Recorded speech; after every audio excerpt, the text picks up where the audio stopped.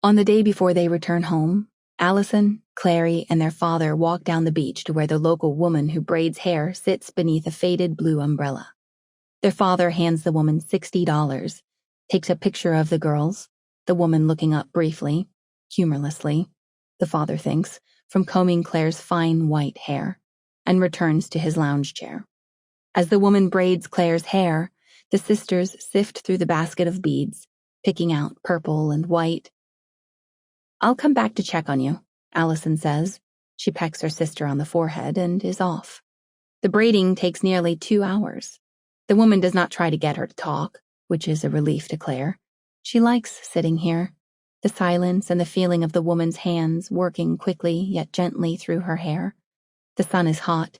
The bites on her legs beg to be scratched, but she stays still, fortified by an image of herself returning to school with these braids, the beads tinkling as she walks, and how, for a rare, brief time, the other girls will envy her. When the woman is finished, she hands Claire a clouded plastic mirror.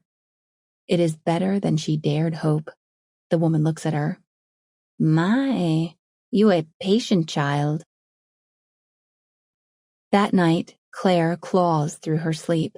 No matter how she scratches at the bites, she can't make the itching stop. All night she tosses in and out of dreams. When she wakes up, it is dawn, barely light. The bites on her legs are crusted with dried, rust-colored blood.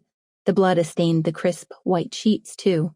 Blots so perfectly red, it makes her dizzy. She looks around the room. Allison is gone. What do a mother and father do when they are awakened by one child to the news that the other is missing? First, they tell themselves not to panic. Their daughter must have simply gone off somewhere on the resort grounds. It is a large property, and there are any number of places she could be. Perhaps she has gone for a jog, or to smack tennis balls against the backboard at the courts. The small red blip of a kayak far out in the water might be her. Maybe she decided to squeeze in one last water sport before their departure. Perhaps she got too drunk at the hotel bar last night and is sleeping off a hangover in the room of one of the other girls her age. The parents are not naive. They know that a teenager is apt to have one daiquiri too many after her parents have gone to bed on the last night of a Caribbean vacation. Surely she will come groggily across the sand any time now, and how furious they will be, and how pleasurable it will be to be furious with a daughter who is perfectly fine, and who will be snotty and dismissive when they tell her how worried they have been.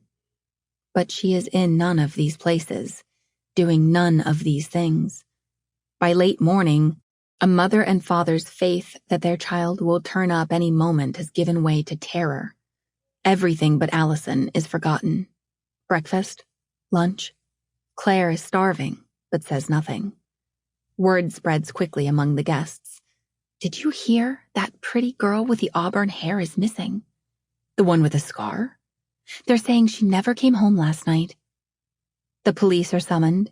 The chief of police asks the mother and father a series of questions, and they tell him about their vacation in precise, dutiful detail. As guests sun themselves by the pool and climb the Stairmaster to oblivion in the fitness center, the Royal Police Force of St. X combs the property. The time for the family's flight home comes and goes. On the first night after Allison's disappearance, the sunset is the most beautiful yet, a flashy display of scarlet and violet that deepens as the sun slips below the horizon, until it is the shade of a bruise. On the balcony, a mother watches the sun go down, then sinks to the floor. She crouches on hands and knees and dry heaves over the cool terracotta tiles. A father goes to her, holds her. He tells her that everything could still be okay. She repeats this. Everything could still be okay. Hearing these words echoed back to him from his wife, a father breaks down. They remain on the balcony, intertwined, for some time.